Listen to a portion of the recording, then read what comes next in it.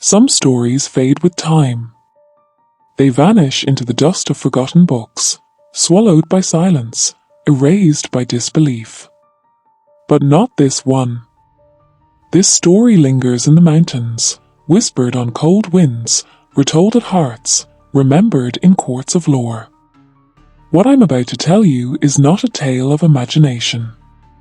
It is not a campfire legend invented to frighten children.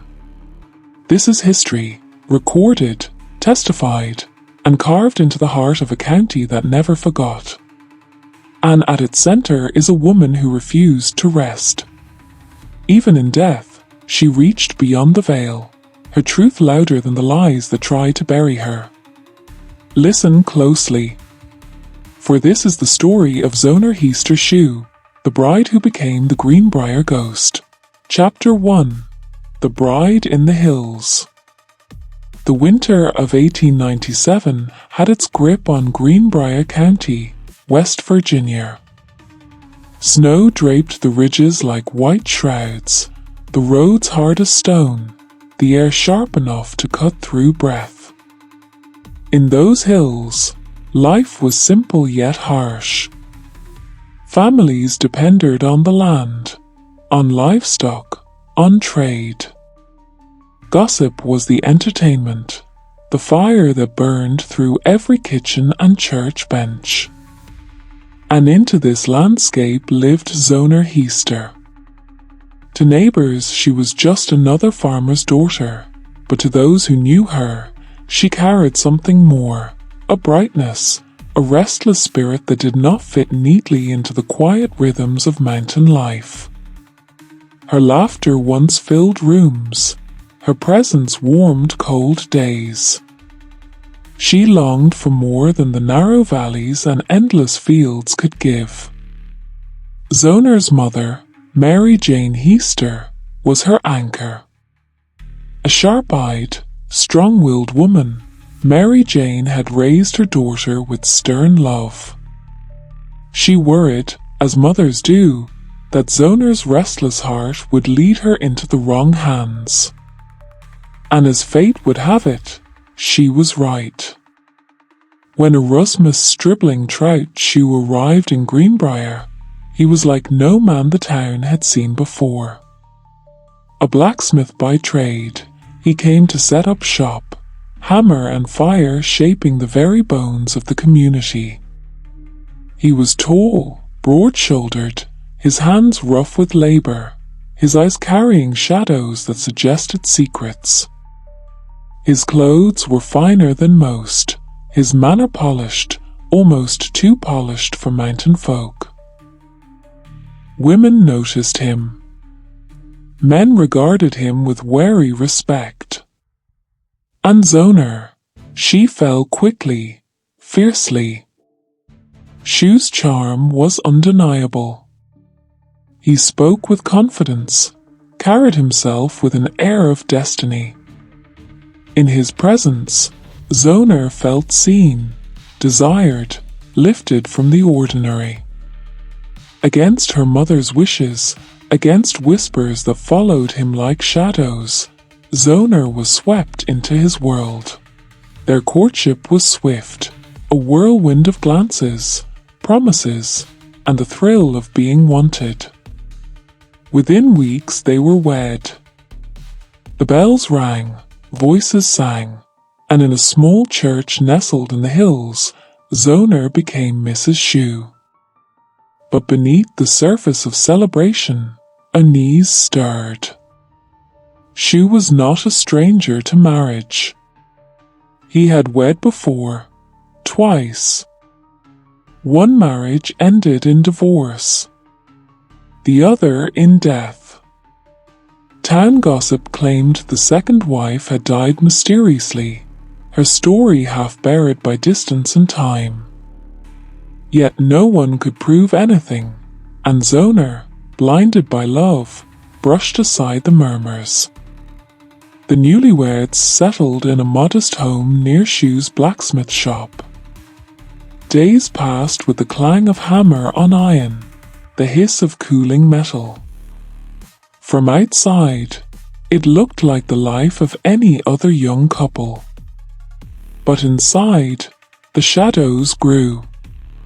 Shue was not gentle. His temper was quick, his control suffocating.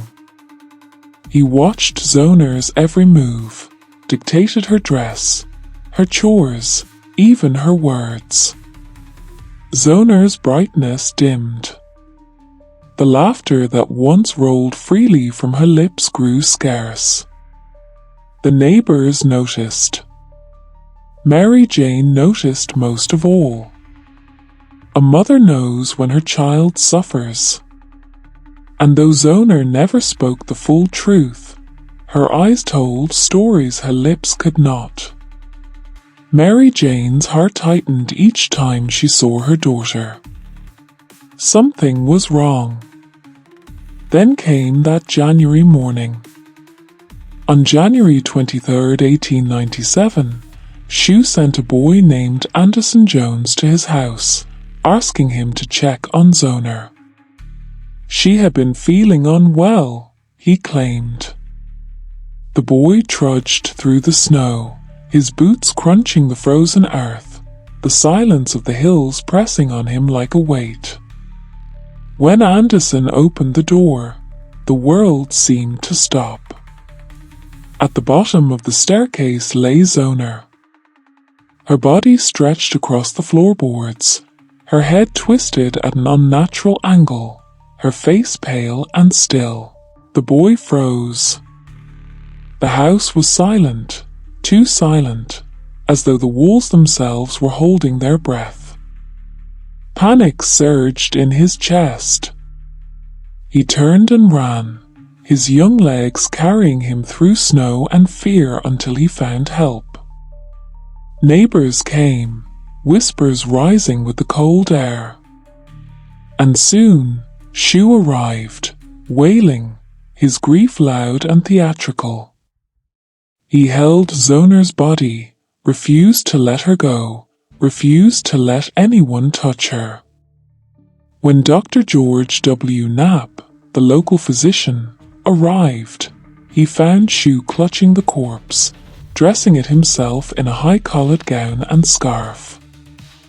Every time Dr. Knapp tried to examine Zona, Shue shifted, wailed, demanded privacy.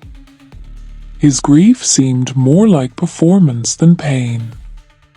Finally, Dr. Knapp declared the cause of death as the everlasting faint, a vague term for a sudden collapse of the heart.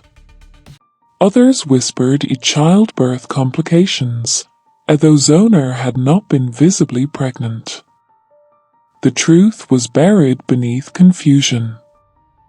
Zona was buried swiftly, the cold earth closing over her coffin. The townsfolk moved on, their whispers fading into daily life. But Mary Jane did not move on. She could not.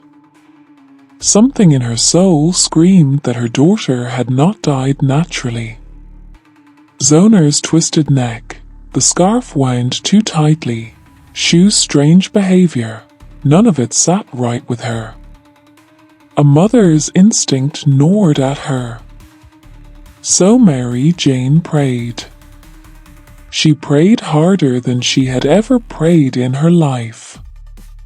Each night she begged God for answers, begged her daughter to come to her, to reveal the truth, and then the silence broke. On a night thick with shadows, Zona appeared. Not in dream, not in memory, but in presence.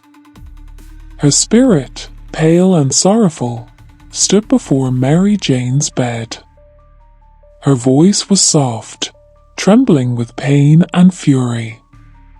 "Mother," as she whispered, "he killed me." The air froze. The walls seemed to shudder. Mary Jane clutched the sheets, her heart pounding. The ghost leaned closer, her voice urgent. "He broke my neck, Mother. He crushed my windpipe. He ended me, and as proof, Zona turned her head, turned it fully, unnaturally, the way her body had lain at the foot of the stairs. Bones cracked with the movement, a sound that would haunt Mary Jane forever. Mary Jane gasped, tears streaming. But Zona was not finished. She told her mother everything. The cruelty, the rage, the moment Shue's hands wrapped around her neck, the snap that ended her breath. She spoke of jealousy, of anger, of death delivered not by fate, but by the man she had called husband. And then, as the night swallowed her back into shadow, she whispered one last plea. "Bring me justice, Mother. Do not let him bury me in silence." The room fell dark. The fire died to embers. And Mary Jane knew her daughter had spoken. This was no dream. This was no grief-fueled vision. This was truth, delivered from beyond the grave, and from that night on, Mary Jane Heaster vowed that she would not rest until her daughter's voice was heard. Mary Jane struggled with disbelief from others. When she spoke to neighbors, some whispered that grief had made her imagine things. Others muttered of superstition, of talking to the dead being sinful or foolish. But she had seen her daughter with her own eyes. She had heard the voice no one else could. Zona was reaching through the veil to demand justice. As days passed, Mary Jane's resolve hardened. She could not allow the law to ignore what had happened. Yet she faced the harsh reality of 1897 West Virginia. A woman's word, even about a crime, carried little weight. Ghostly testimony? Impossible. Preposterous. Yet, Mary Jane could not let silence bury her daughter a second time. The villagers, meanwhile, began noticing inconsistencies in Shue's story. His grief seemed exaggerated, his public displays of sorrow theatrical. He insisted that Zona's death was sudden and natural, but small details, her head twisted unnaturally, the scarf wound tight, the stiffness of her body, whispered contradictions. Some neighbors whispered in back rooms, afraid to speak openly but certain that the truth lay somewhere in those frozen walls. Mary Jane began to document everything. Each night, she wrote down Zona's words as she spoke from beyond. Each detail of the murder was recorded meticulously, the position of the body, the scarf, the bruising invisible to untrained eyes. Her heart ached, but determination steeled her. Zona's spirit depended on her, and she could not fail. Weeks passed, and Mary Jane knew she could no longer wait for chance or rumor to reveal the truth. She approached the local prosecutor, John Alfred Preston, a man known for his fairness but also his caution. In the quiet of his office, she recounted what had happened, her voice trembling but unwavering.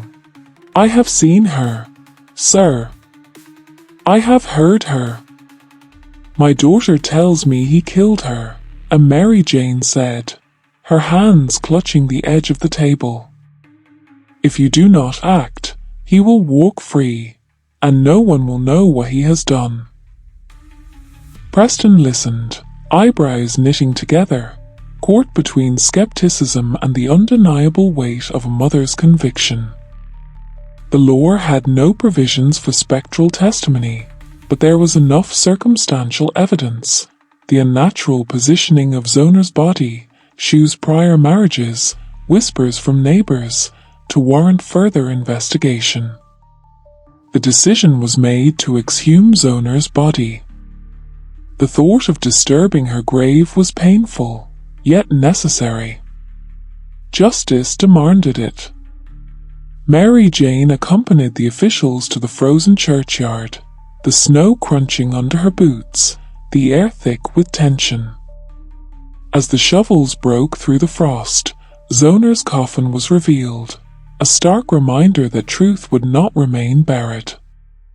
Inside, the body showed what Mary Jane had feared: the neck broken, the windpipe crushed, the marks of a struggle unmistakable. Every word Zona had whispered in the nights past had been true. Preston's eyes widened, and the law could no longer dismiss the mother's account as madness. Shue, when confronted, protested vehemently. He claimed innocence, cried theatrically, and tried to deflect blame, but the evidence was undeniable. His previous wives, his patterns, the physical proof in Zona's body, all pointed to one conclusion. Mary Jane's heart was torn. Relief battled grief. She had vindicated her daughter, yet the pain of knowing how violently her life had ended would never leave her. Zona's ghost, though, was at peace now. Her mother had heard her. The world would know. Yet even as justice began its slow turn, whispers of fear spread among the villagers. Some claimed to have seen Zona's form drifting near the hills, watching, ensuring that no one would dare harm again without consequence. The legend of the Greenbrier Ghost was born, not as myth, but as testimony, as warning, as proof that the dead sometimes demand the living to act in their stead, and so Mary Jane waited, prepared to bring the matter to court. For the law may have doubted a ghost, but it could not deny the evidence, nor the relentless determination of a mother whose child had been wronged. Her nights of terror had forged a resolve sharper than any blade. Zona's story would be told, and Shue would answer for it. The hills of Greenbrier were silent, but they held their breath. A storm of justice was coming, and it would be unlike anything the county had seen before. Days later, when the court delivered its verdict, Zona's killer was sentenced, the decision resting on a mother's faith-filled, heart-touching testimony, and every one of her steadfast words, carefully weighed together with the physical evidence recovered from Zona's body. In the real Greenbrier Ghost case, 1897, Zona Heaster Shue's husband, Erasmus Stribling Trout Shue, was found guilty of murder in the first degree. However, he was not given the death penalty. Instead, he was sentenced to life imprisonment. Later, in 1900, while serving his sentence, he died in prison from an illness that had spread among the inmates.